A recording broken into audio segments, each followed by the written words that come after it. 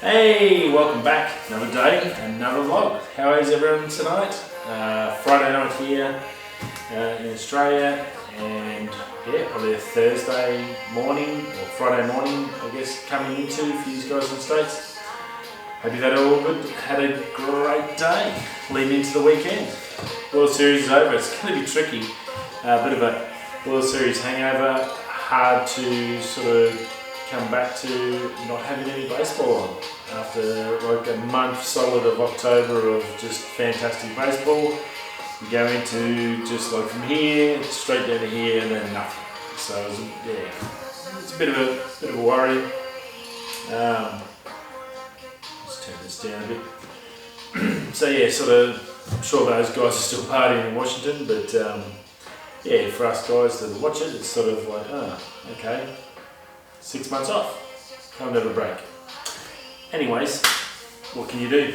Just keep working, I guess. A few things I want to chat about tonight. Christmas sales already starting. There's a heap of stuff coming out. The sales, when's the best time to buy either fishing gear, baseball gear, photography gear, all the stuff I sort of pretty much cover on this channel. From experience from last year, fishing gear wise, the Black Friday sales were pretty much the best for the year. I think it was Tackle Warehouse does like a 20% off, Bass Pro does like a 10 to 15% off or something like that. Now the Black Friday sales in the States on the 29th of November. If you've never shopped online before, hit me up down below if you need any tips or tricks on what to do or where to go. Obviously some places don't ship to Australia. There are ways and means of getting around that, either by a virtual credit card or getting a place like Reship, which is what I use. They basically give me a US address and I can send my stuff there. They just repack it and send it to me. And a lot of the times you don't have to pay the tax because it's basically just a personal package then. It's no longer a transaction, it's just a personal package between you and yourself, so they can't really charge you for it. So there's a few little tips like that, but with the Black Friday sales, they're on the 29th of November, so you've basically got a month. I'd start planning now. Anything you do want to buy, start checking out prices, working out what model you want, get a list, write down a list of things you want to get. Check out the prices now, and then on a week by week basis check them again and see what the prices are, so when the Black Friday sales come you know if it's actually worthwhile spending now, or you don't have to worry about it. It's not really going to be discounted. Some things will be discounted, like lures and stuff, and shoes and cleats and baseball gear, because the season's over. Now's the best time to buy your baseball gear. If you're in Australia, our season's just started. We've only had a couple of games. So if you're looking for gear, this is now the best time to get in. Places like East Bay, the shop, they do fantastic prices, all the latest gear. Now the baseball season's over, they're sort of getting rid of that to turn over into bring in the new stuff for the next year. So if you do need stuff, we're sort of lucky in Australia, I guess, on the baseball gear front, that it's a perfect timing for us to get what we need. So yeah, definitely, I guess planning is the biggest thing with internet shopping. If it's something that requires a size and to try it on, that's what the shops are for. Go try it on, check it out, see if you like it. If it is you like it, then you can go shopping. It's basically window shopping, and that's the way shopping's going. Internet-wise, internet shopping is so much cheaper. You have to be absolutely off your nana to go into a normal shop and pay for something full price. I don't understand how people do that. Basically the shops, and I think most of the big companies realise that it's basically just a display front, and that's all it is. It's there to display the goods so that you can then go purchase it either off their website or whatever. But that's basically what they are. And I guess a few of the old school people that buy things on feeling, they go and buy stuff just when they see it and like it, they just go and buy it, no matter the cost. Yeah, so yeah, definitely worthwhile. Have a plan, write down what you want, what you've been looking at, what you've been saving up for the 12 months, getting ready for the next season. Check your prices, and then come Friday the 29th, be ready to go, and then get in early because they do sell out a lot of stock. Last year, but there was a fantastic amount of deals, like it's at least 20% off. It's probably the best one.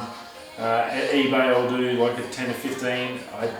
2 years ago they had a 20% off sale eBay over Christmas, which was on everything, which was awesome. I think it was for eBay Plus members, but yeah, it's very rare. They didn't do it again last year. I think it was only 10% off everything, so they dropped it down a fair bit. So I think the economy's, especially in Australia, the economy's pretty much shit and struggling. US one's pumping, so that's probably not going to be as bad. So you are going to get some good deals over there. The only problem is the Aussie dollar. Beware, it's only 65 cents now, so you've got to factor that in. You're going to be losing 35 cents on every dollar, and you need to work that out before you pay the price. Trumpy, old mate Trump, his impeachment inquiry, or the resolution was passed today. It was like something like 292 to 183. That was with 0 Republicans voting. So basically everyone on his side just refused to vote. It was still obviously, which is pretty, if you're not going to be part of the game, if you're just going to ignore the process, then it's pretty rude. Pretty silly. If he's innocent, we'll then go through the process and prove it, and then no one's got nothing to say. But it seems like he's just using all his power now to just act like a big bully at school or something. So yeah, pretty silly. But it's through. It got through anyway. So he's got no choice. Part of that process does include him having the option to turn up and have his own say at these inquiries. It'd be very interesting to see if he actually turns up and says anything, because I think if he does, he'll probably dig himself a hole.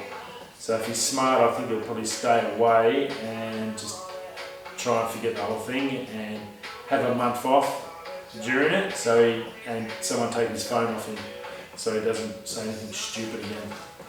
But yeah, very interesting. It's gone through, which basically means it sets up the processes now. They can set up all the processes for how they're going to go forward and how the inquiry, and it's all going to happen. So it's step by step, it's getting there, but it's happening fairly quickly. Gfuel's dropped a new flavour, watermelon mint.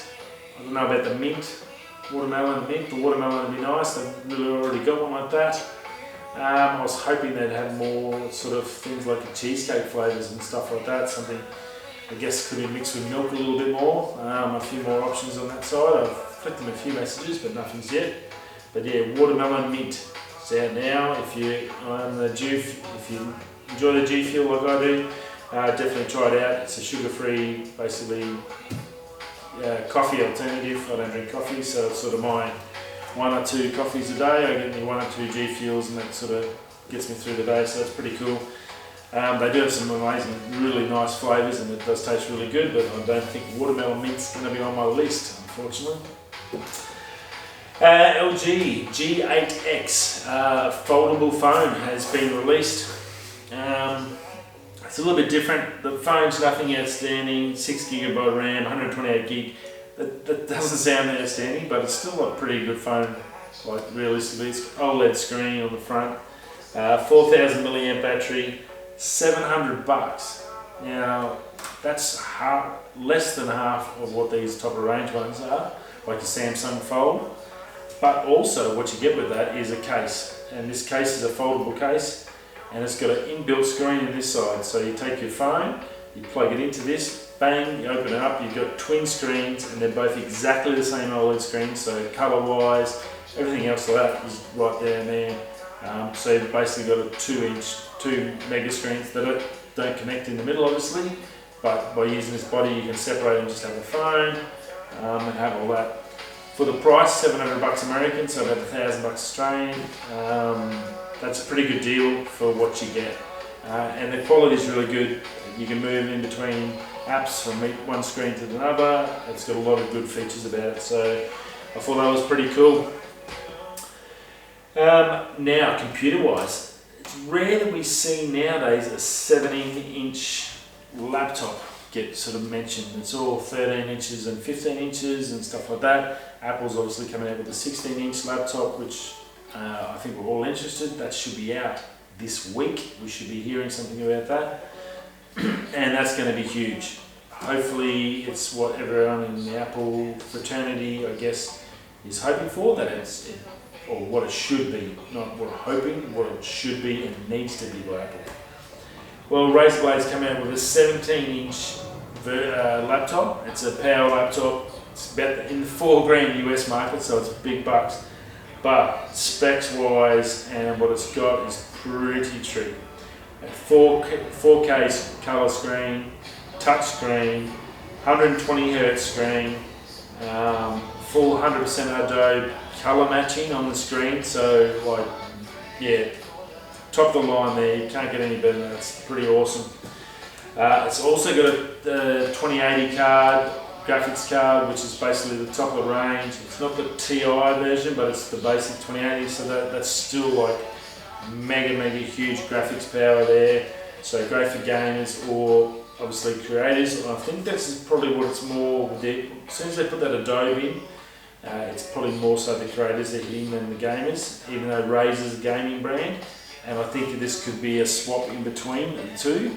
And it's probably ideal for a gamer that's doing his own YouTube channel and stuff like that, where he needs to come in and do his own videos, edit his videos. He can do game and run everything and do everything off this, or at least portable game and run his channel off this, do his thumbnails and stuff like that. So yeah, very cool. Great speakers.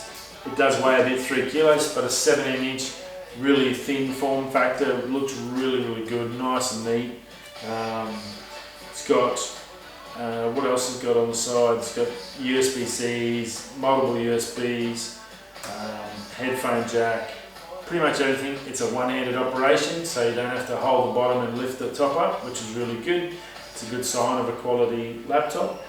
So yeah, really good, and looked the business, and nice out of everything about it. Looked really flash. $4,000 price US. That's up there. That's going to be around the 5 to 6 mark. So pretty. That's hitting up there with the top of the line sort of 15-inch MacBook Pro. So it's very sort of touch and go. Depending what you want. Obviously it's Windows. You don't really get a choice. It's either one or the other. But yeah, definitely something to look at for you guys out there. Very cool. That's about it. Got down to Freo today. My sister's in town, which is awesome to see. Got down to Freo, had a bit of lunch at Little Creatures, had a bit of walk around, had a bit of a play with a 50mm Super Takamar, and loved it. Got probably only shot about 20. I didn't really get in and focus on what I wanted to do. A little bit weathery and rainy and stuff. I need to sort of get a day where I can just go by myself and spend 3 or 4 hours and just go shooting to get some photos I need for the videos. But yeah, I was very impressed by it. The quality, the image out of it, really good, super clean, really, actually not as hard to focus as I thought. The focus range is really small, but to get it there and market was really good. Obviously with the AF metering on the Canon M50, it made it a little bit easier, so I was pretty impressed. It's a lovely lens, beautiful bit of glass, and super stoked I bought it. I can't wait for the 8 blade to turn up and see the difference that makes, because that is the next level. That's it for another day. Yeah, a little bit of rain floating around Perth. Hopefully it'll be a bit cleaner and dry tomorrow. Wife's off to work. Carla, she's going to work tomorrow, so it's me, Jack and my sister. We're going to do a bit of tiki touring again around Perth, and hopefully we can get to Kings Park and I get some more photo stuff done. But anyway, that's it from me, and I will see you all, I guess, tomorrow. So whatever you're doing, wherever you are, it's a Friday night, stay safe, don't drink too much, and I'll see you all in the morning. Thanks for stopping by. Woo!